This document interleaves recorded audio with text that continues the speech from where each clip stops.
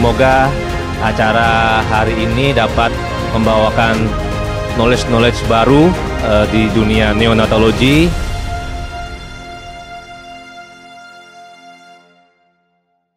Jadi kita masuk ke kasus terakhir, yaitu adalah tentang HFO dan volume garanti. Oke, jadi kasusnya adalah bayi 24 minggu dengan beratnya 650 gram. SC-Sito karena ada sosioplasenta. Pasiennya saat lahir sudah mendapatkan surfaktan 2 dosis. Saat itu pasiennya mendapatkan ventilator dengan mode volume garanti, pressure control, assist control dengan setting minimum. Namun didapatkan pada pasien adalah IVH grade 3-4 bilateral saat usia 14 jam. Nah, ini terdapat peningkatan kebutuhan untuk ventilasinya. Saat itu setting ventilator yang terakhir adalah dengan volume tidal 5 ml per kilogram berat badan. Dengan PIP terbaca adalah 24/6, rate-nya 60, FiO2 sudah 100% dengan oksigen indeks adalah 18.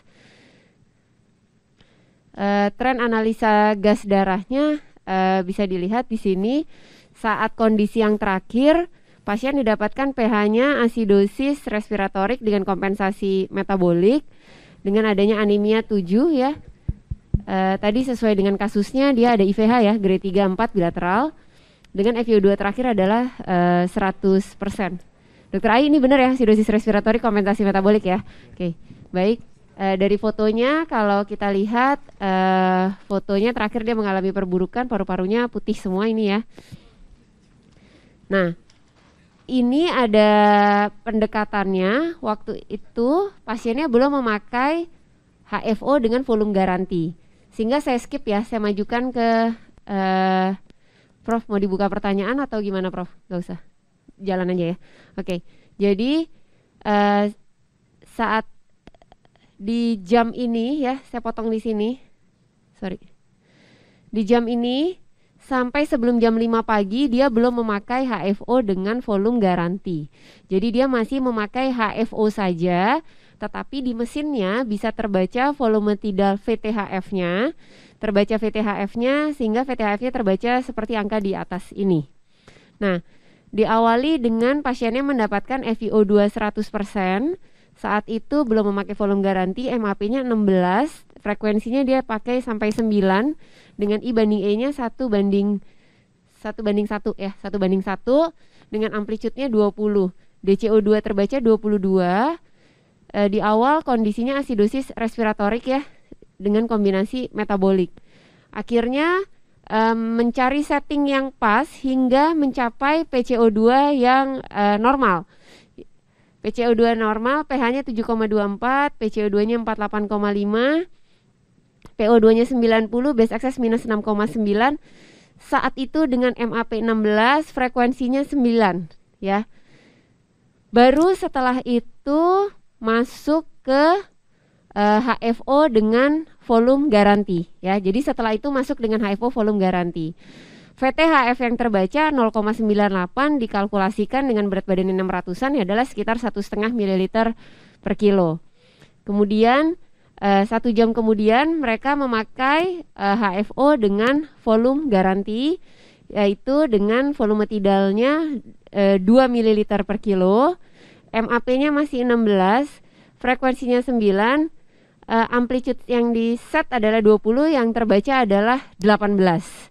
Kalau sesuai tadi kata Dokter Adi, hati-hati juga amplitude yang fluktuatifnya terlalu tinggi ya. Jadi hati-hati saat kita memakai amplitude yang fluktuatifnya terlalu tinggi. Saat ini terbaca DCO2-nya 15 ya.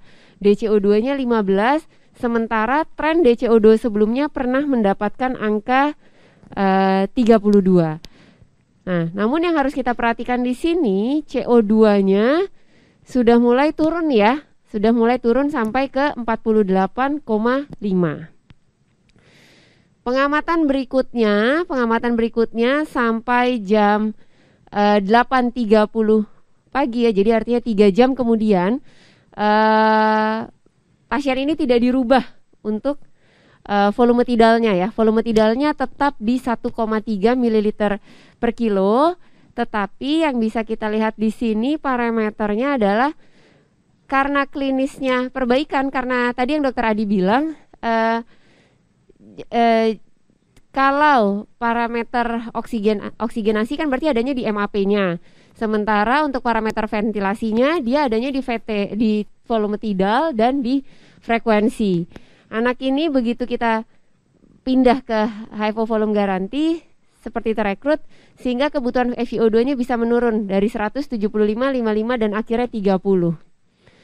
Seiring dengan perbaikannya, maka kita bisa lihat di sini MAP-nya pun juga bisa diturunkan dari 16 menuju ke 14. Namun mungkin nanti ini bisa dibahas oleh Prof. Rina, Dr. Adi ataupun Dr. Asari.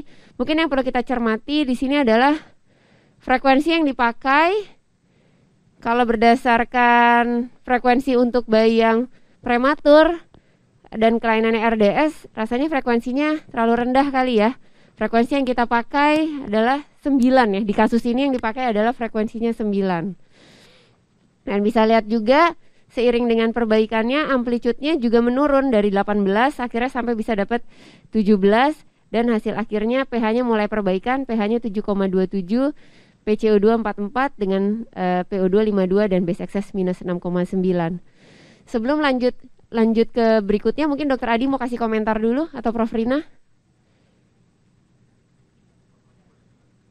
Fotonya sebelum yang ini, fotonya adalah ini. Mana tadi? Ini dia. Ini jadi fotonya. Ibunya solusi abrupsio plasenta, surfaktan 2 kali. Prof. Rina mau ada tambahan dulu? Jeleknya kan karena perdarahan. Iya, jeleknya karena perdarahan, HB-nya turun sampai 7, kepalanya juga perdarahan, dia ada IVH grade 3, 4 bilateral. Nah, kalau dari saya sih seperti yang tadi sudah disepakati, di sini kan ada oksigenisasi sama yang CO2-nya. Kalau CO2 karena dengan 9 itu dia bagus, ya kan? Bisa saja dia di situ dulu. Tapi yang ini kan kita turunin tuh MAP-nya karena sudah bagus itunya tuh jadi 30%. Nah, nanti kalau memang DCO2-nya terlihat mulai meningkat, mungkin disitulah baru kita bisa mainkan dengan frekuensi karena di sini tadinya kan tinggi tuh. Kalau dari saya sih gitu. Mungkin Adi punya apa? Saya kembali ke ronsennya. Dari ronsennya kita memberikan gambaran banyak ya. Yang pertama yang sebelah sini ya. Ini yang pertama, ini berikutnya. Ini yang pertama. Kalau yang pertama kelihatannya parunya open ya, terbuka ya. Kalau parunya open terbuka berarti hati-hati over distensi. Kalau saya IGA berapa tuh? 12, 11. Nah, mungkin ini 9 ya. Jadi kalau udah 9, 10 gini sebentar lagi over distensi. Kalau gambarnya parunya hitam, terus dia CO2-nya tinggi, selalu pikirkan pertama over distensi dulu. Jadi mungkin udah saatnya menurunkan, ini masalahnya kalau dia FiO2-nya 100, bukan masalah parunya, tapi masalah, ayo SP2, masalah hipertensi pulmoner ini pasti masalahnya, karena bukan alveolusnya udah terbuka, tapi vaskuler parunya masih kolaps. Jadi seperti inilah sebenarnya. Jadi respirasi nggak bisa dipisahin sama hemodinamik sebenarnya. Ini harus diukur pressure gradiennya. Begitu pressure gradiennya tinggi, bukan naikin MAP lagi nanti, tapi harus nurunin resistensi vaskular parunya, entah dikasih nitrit oxide atau kita buat CO2-nya kita buat serendah mungkin. Kalau kita lihat awalnya coba deh AGD di awal. MAP frekuensi mana tadi ya? Dia tahu frekuensi 9, pasti itu karena CO2-nya tinggi tuh.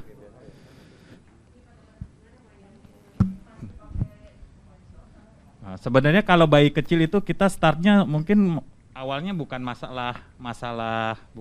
Ini pertama ya. Oh, itu pertama ya. Ini nggak jelek yang sebelah sini. Ya enggak? Ini nggak jelek. Harusnya sih kalau di sini setting HFO yang idealnya mungkin udah bisa nurunin MAP gitu ya.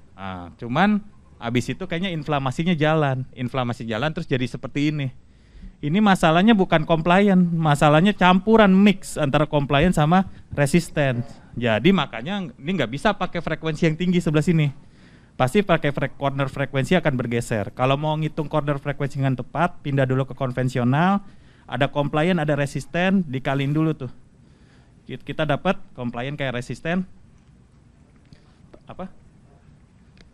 Kok saya juga lupa. Compliant kali resisten, nanti ketemu tuh time constant. Udah ketemu time constant, diplot di kurva buat menentukan corner frekuensinya, dapat nanti corner frekuensi yang bagus berapa. Nggak mungkin yang sebelah sini nggak mungkin 12, pasti jatuhnya ke 10-an. Karena udah ini di sini nih ya, di sini ada yang hitam, di sini nggak homogen, di situ terus garis-garis kasar-kasar banget. Kalau ini kan ini udah bagus. Gitu. Jadi kelihatannya pasiennya lahirnya jelek ya. Parunya awalnya nggak jelek, habis itu inflamasinya jalan, habis itu parunya jadi kolaps deh. Sama ngeluarin lendir banyak, jadi butut deh habisnya. Gitu. Kalau saya pribadi awal saya nggak langsung frekuensi 9. Mungkin ini kasusnya nggak awal banget mulainya ya. Harusnya sih dia frekuensinya awalnya mungkin sekitar 12 karena jatuhnya ke RDS antara 12 lah, 10 12. Habis itu CO2-nya terus naik. Nah, saat itu CO2-nya terus naik mungkin overdistensi di sini. Kalau saya akan turin dulu MAP-nya. Tapi ternyata satur FiO2 masih 100, nurin MAP nggak bisa dong. Oh, berarti ada problem lain. Kalau parunya hitam, FiO2 100, berarti alveolusnya udah terbuka. Berarti yang bermasalah adalah pulmonary resistensi pulmonary vaskularnya. Untuk pressure gradiennya, kalau pressure gradiennya tinggi dikasih nitrate oxide, nanti FiO2 bisa turun. Nah, kalau FiO2 turun, MAP turun, nggak overdistensi jadinya. Cuman mengendalikan inflamasi itu yang susah. Inflamasi kan jalan terus, nggak bisa di stop. Nanti habis itu jadi aut-autan ke sini. Ini susah emang gini nih. Ya. Itu sih pendapat saya, Prof, Dok. Nggak mudah nih. Mungkin Dokter Asari mau memberikan pendapat terkait dengan analisa gas darahnya yang kelihatan ya dari sini. Mic-nya di situ. Ya, terima kasih Dr. Putri. Jadi memang pada saat perburukan situ tidak jelas ya kalau dari oksigenasinya itu tiba-tiba 27 dengan dia fraksi oksigen udah 100%. Jadi jelas ini keadaan hipoksemia mungkin berat ya karena ada 30 di bawah 30 ya. Jadi sebenarnya kalau kita hitung secara oksigen indeks yang tadi kan ada PF ratio, ADO2 maka nih pasti memang cikal bakalnya mungkin tidak hanya komponen paru ataupun resistensi jalan napasnya. Tadi kemungkinan juga ada komponen hemodinamik yang bermasalah. Karena oksigenasi sangat jelek. Kedua dari pH-nya jelas 6,8 ya, udah menjelang letal juga dengan komponennya dengan maaf Dokter Cherry. Oh ya. Iya, terima kasih Dok. Kita bahas step-step seperti tadi ya, PCO2-nya tinggi ya, kemudian asidosis respiratorik, namun kompensasi tanpa kita kompensasi jelas ini HCO3 atau digambarkan dengan bed excess-nya sangat rendah. Ya, jadi jelas ini kemungkinan besar adalah komponen mix dengan metabolik. Mungkin tidak hanya HB-nya yang berkontribusi, namun ada komponen lain membuat makin jelek. Ya, mungkin itu Dok. Baik, terima kasih. Saya lanjutkan ya. Ya, nanya tenang Dok, sebentar. Dokter Adi, Prof Rina. Topik saya kan asal HFU. Kenapa jadi di sini?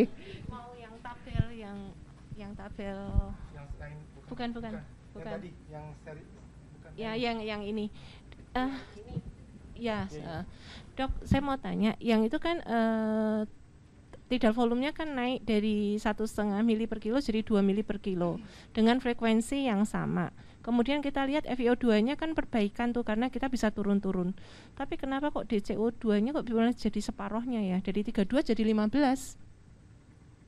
Karena kan saya dengan Karena DCO2 rumusnya PTHF kuadrat kali frekuensi. Iya. Bukannya seharusnya lebih tinggi. Supaya saya tidak menyalahi kompetensi, mohon maaf yang hypovolume garanti siapa ya? Tolong dijawab.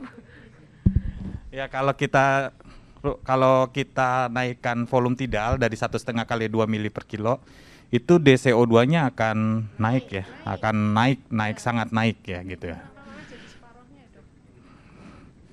Ini agak aneh ya, harusnya sih kalau rumusnya, coba lihat, mana amplitude nih kelihatan.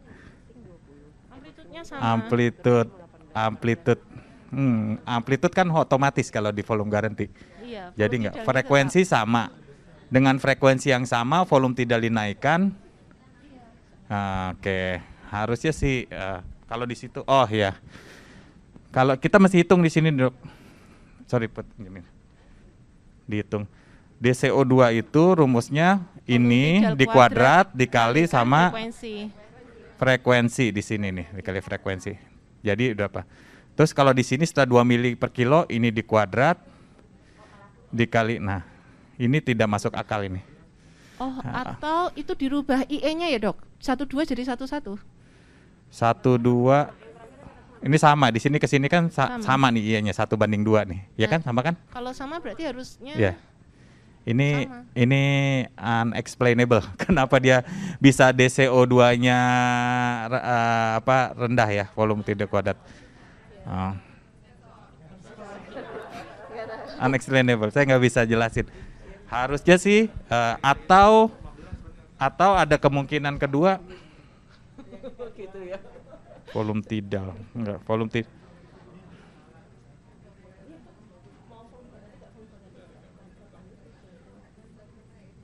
DCO2 tuh ngukurnya ekspirasi, Dok. DCO2 tuh ngukurnya ekspirasi. Jadi kalau volume tidal yang kita set ini, volume tidal yang kita mau kasih, seandainya leak-nya nggak bisa dikompensasi dengan baik, nah itu juga bisa jadi kesalahan dalam mengukur ini. Saya nggak tahu, mungkin benar kali sensor kali. Harusnya sih enggak ya. Kalau dia terkompensasi sih harusnya VT kuadrat dikali frekuensi ya keluar DCO2. Harusnya DCO2-nya makin naik. Entah AGD-nya makin naik atau makin buruk itu tergantung parunya, dead space-nya nambah apa enggak. Tapi harusnya sih DCO2-nya harusnya naik ya. Kecuali lah ada kinking lah, ada apa kali ya. Kan dia kan ekspirasi ya, mungkin parunya ada clotting lah atau apalah. Kita nggak tahu. Kesini perburukan ya? Tapi AGD-nya DCO2-nya perbaikan, makanya saya dari tadi udah ada pusing. DCO2 sebelum 15 tuh kayak salah hitung kali ya. Harus tadi saya hitung manual tuh di bawah 15 bahkan. Cuma 8, 9, 8, 9. Jadi yang 15 itu udah bener justru perhitungan dari itunya. Iya, yang Kalau sebelumnya. dihitung, yang sebelumnya harusnya lebih rendah ya? Lebih rendah. Tadi. Ya udah, jawab harusnya lebih rendah. Ya, mohon maaf karena saya job desk-nya asal Jadi sesuai harusnya memperbaikan ya, Dok. Saya akan call for help. Oke.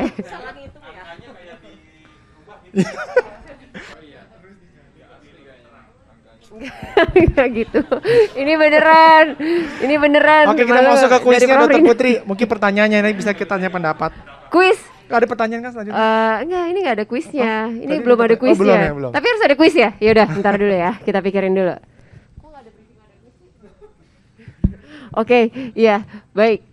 Selanjutnya adalah begitu terakhir di sini didapatkan pH-nya sudah mulai naik jadi 7,27 dengan PCO2-nya 44,4. Terakhir volume tidalnya adalah 2 ml per kilogram berat badan dengan MAP-nya 13, frekuensinya 9 ya. MAP 13, frekuensi 9. Kemudian 4 jam berikutnya FiO2-nya sudah bisa turun menjadi 27 dengan volume tidalnya sudah bisa diturunkan menjadi 1,5 ml per kilo dengan MAP-nya saat itu 11, frekuensinya makin naik menjadi 13. Frekuensinya makin naik menjadi 13, DCO2-nya turun menjadi 13. pH saat itu adalah 7,32, CO2 38,5, PO2 67 dengan base excess minus 6,7. Kalau kita lihat di sini dibandingkan sebelumnya maka kita tahu bahwa komponen oksigenasinya pasti perbaikan ya karena FiO2-nya bisa turun dan MAP-nya bisa turun. Berarti kalau misalnya kita ronsen kemungkinan besar parunya pasti sudah mengembang anaknya. Tinggal sekarang kita melihat manajemen untuk ventilasinya. Kalau kita lihat di sini volume tidalnya bisa diturunkan, maka kemungkinan asumsinya adalah CO2-nya sudah bisa remove dengan baik ya. Remove dengan baik. Namun di sini frekuensinya malah frekuensinya malah dinaikkan ke 13. Mungkin ada yang mau berpendapat? Ini yang volume garanti. Ini masih dengan HFO volume garanti. Tenang, saya hanya melemparkan mic kok. Ada yang mau menjawab. Mungkin ada yang mau berpendapat, Dr. Prof. Rina? Dr. Adi? Emang tujuannya kan itu menurunkan Jadi kalau kasus ini kan tadi mix ya, antara campuran antara compliance-nya jelek sama resistennya jelek. Tapi begitu dikasih HFO, waktu demi waktu berlalu, alveolusnya pelan-pelan mulai terbuka. Karena kalau prinsip HFO itu, paru alveolus yang kolaps itu akan dapat pressure yang lebih tinggi. Sementara alveolus yang udah ngembang akan dapat pressure yang lebih rendah. Jadi nanti pelan-pelan lama-lama semua ngembang pelan-pelan. Sama kayak gambar video tadi tuh yang gambar paru-paru, dia akan ngembang. Ini terlihat dari foto berikutnya makin hitam. Apa yang terjadi ketika alveolus ngembang, resistensi pulmoner paru turun. Nah, dead space-nya jadi berkurang. Dengan volume tidal yang sama, mungkin sekarang buangan CO2 akan lebih bagus. Gitu. Jadi kelihatannya mulai teratasi nih yang sebelah sini nih. Jadi masuk akal menurut saya. Nah, setelah CO2-nya berkurang, pasti dia akan nurunin volume tidal tuh. Volume tidal dari 2 mili per kilo ya, jadi 1,5. Nah, setelah kenapa jadi 13 frekuensinya? Karena untuk mempertahankan volume garanti, untuk mempertahankan Nah, CO2-nya. jadi setiap frekuensi itu ada rentang bawahnya. Jadi kelihatannya waktu dia pakai frekuensi 9, rentang bawahnya itu mungkin sekitar 1,8, 1,7. Dengan dia nggak boleh nurunin lagi frekuensi, nggak boleh nurunin lagi volume tidal. Nggak boleh nurunin volume tidal, dia harus naikin dulu frekuensi sehingga baru bisa nurunin volume tidalnya gitu lebih lanjut. Kayak gitu. Jadi masuk akal di sini. Yang tadi aja tuh yang DC2 saya nggak bisa jelasin. Oke, sekarang kita masuk ke kuis ya. Kuis ya. Oke, iya kuisnya. Kuisnya yang ini. Kuisnya adalah di saat semuanya sudah perbaikan, kenapa tiba-tiba didapatkan MAP-nya naik dengan FiO2-nya kebutuhannya naik. Mungkin ada yang mau mencoba menganalisis untuk menjawab. Akan mendapat hadiah. Hadiahnya apaan? Oh, kirain lebih besar lagi gitu. Oke, ada hadiah. Oke, silakan Dok. Karena itu ada jawabannya tuh abdomennya distensi, kemudian HB-nya 7. Waduh. Ya karena ya karena untuk oksigenasi oksigen delivery-nya kan juga membutuhkan HB. Jadi kalau HB-nya turun 7 ya kebutuhan untuk mencukupi DO2-nya terpaksa FiO2-nya naik. Itu aja Dok kali.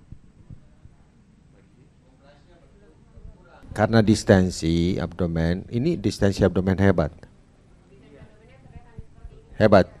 Ya, kalau distensi hebat kan dia tekan diafragma ke atas. Pasti kan mampu, kembang paru akan berkurang. FiO2 akan naik, pasti. Ya kan? Itu barangkali Dokter Putri. Ya, itu HB-nya turun pasti ada loss ya, hilang. Entah itu hemolisis atau dia perdarahan ekstravaskuler. Ada IVH biasanya, bayi-bayi seperti ini ada reperfusi injury biasanya. Ada reperfusi injury. Ya. Nah, begitu HB-nya rendah, oksigen delivery-nya nggak bagus biasanya nanti ke setiap jaringan. Jadi dia akan mengganggu mikrovaskulaturnya. Begitu mikrovaskulatur terganggu, yang paling pertama kena biasanya sistem limfatik yang jatuh. Nah, cairan itu akan lari ke rongga ketiga. Kenapa? Karena dari cairan harusnya dari interstisian lari ke limfatik dulu, habis limfatik ke sistem vena. Jadi begitu oksigen delivery yang nggak bagus di tingkat mikrovaskuler, ingat, yang bayinya akan udem. Kulitnya udem, perutnya asites. Lihat aja deh kalau bayi lagi perburukan, pasti bengkak-bengkak. Ya, karena sistem limfatiknya terganggu karena oksigen delivery nggak bagus. Pasti limfatik dulu. Jadi masuk akal tuh begitu HB-nya 7, ronsennya kalau perburukan biasanya abdomennya asites, itu asites. Pasti cairan di rongga ketiga semua. Jadi masuk akal lah ya. Jadi saat ini harus dicari penyebab perdarahan di mana. Transfusi pasti nih. PRC buat memperbaiki oksigen delivery-nya. Jadi walaupun di arterinya bagus, saturasi akan terlihat bagus. FiO2 saturasi akan terlihat bagus, itu oksigen delivery-nya tetap kurang karena ke organ kan kurang gitu. Oksigen kontennya sedikit soalnya. Gitu sih. Jadi masuk akal, dia perburukan. Ada perdarahan ya? Neck. IVH nggak ada. Oh ya, udah lah grade 3.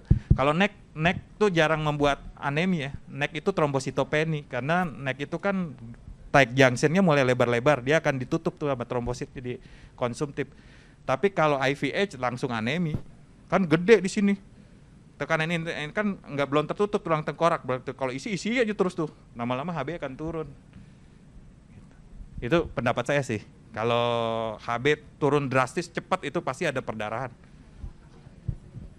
Cuman kita nggak tahu perdarahan di mana gitu. Makanya Prof Rina tadi ngajarin saya dihitung RI resistive indexnya di arteri cerebral anterior atau cerebral medial. CA kalau jelek, resistif tinggi, bentar lagi jelek perdarahan. Oke. Thank you.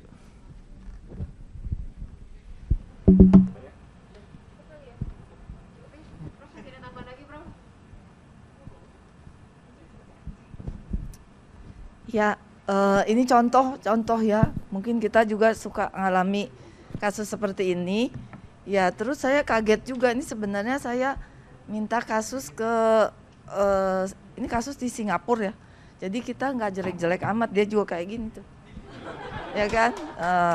Nah, jadi ya memang saat ini setahu saya yang paling bagus itu Jepang ya, Jepang itu bagus banget semua. Kemarin waktu pertemuan juga diakui oleh teman-teman dari Amerika, dari mana memang Jepang saat ini the best gitu ya.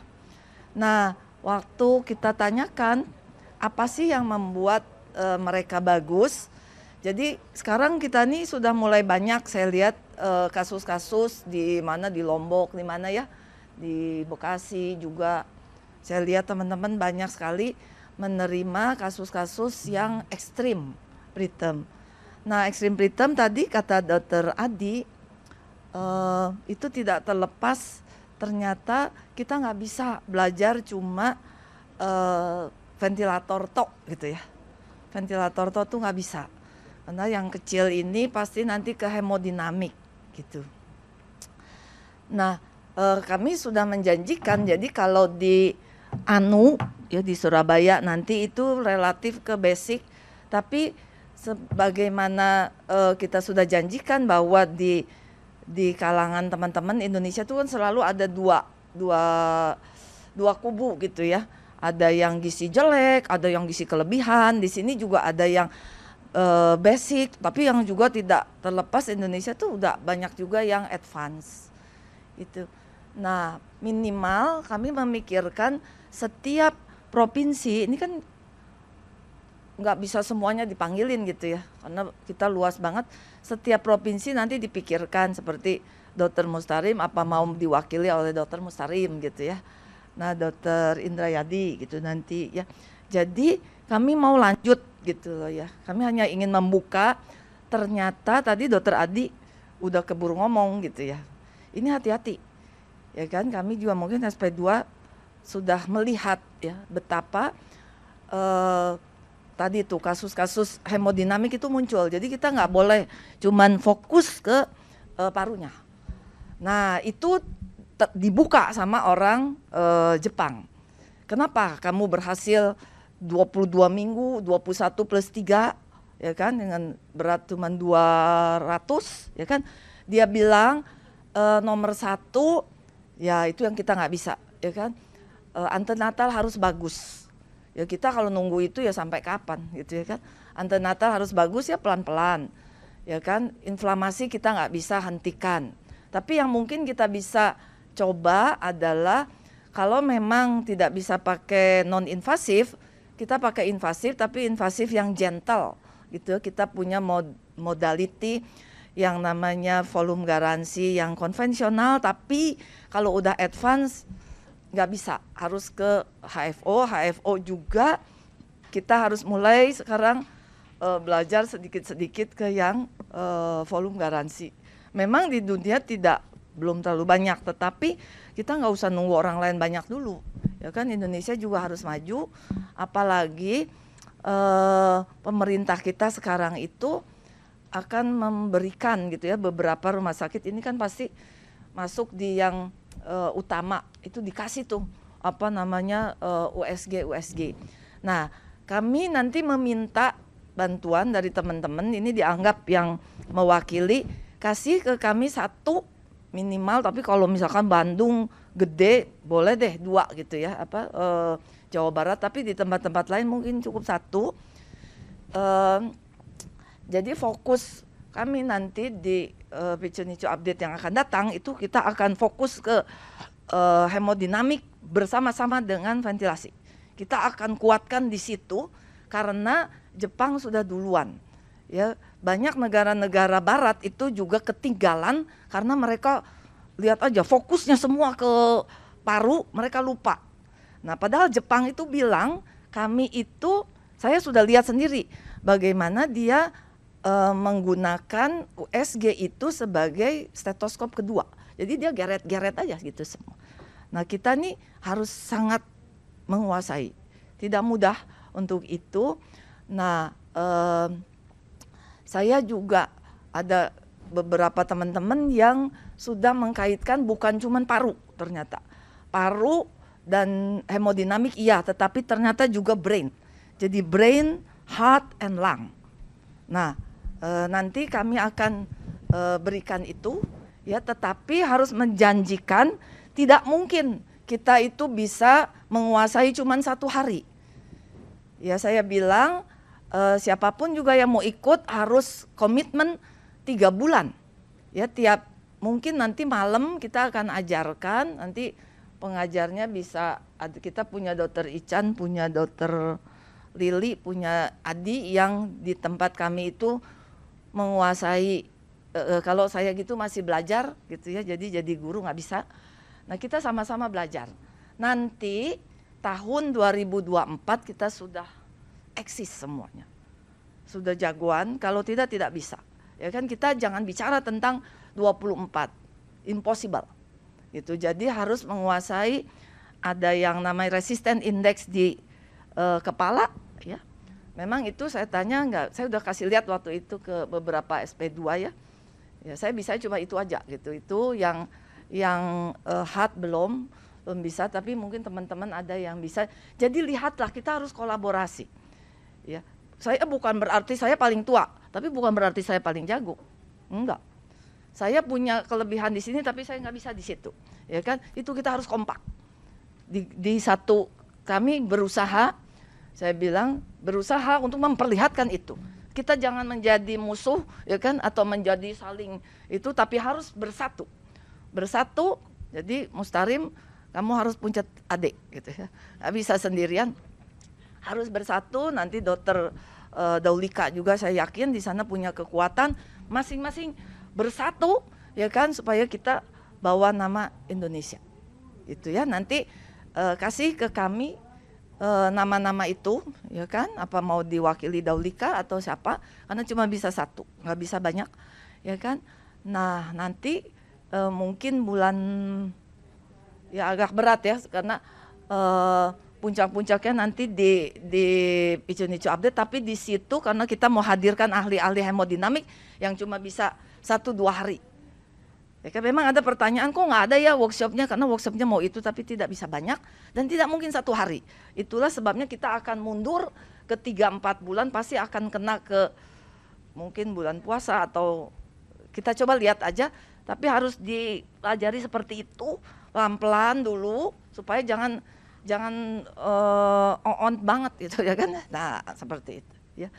Jadi nanti kira-kira mudah-mudahan ini sebagai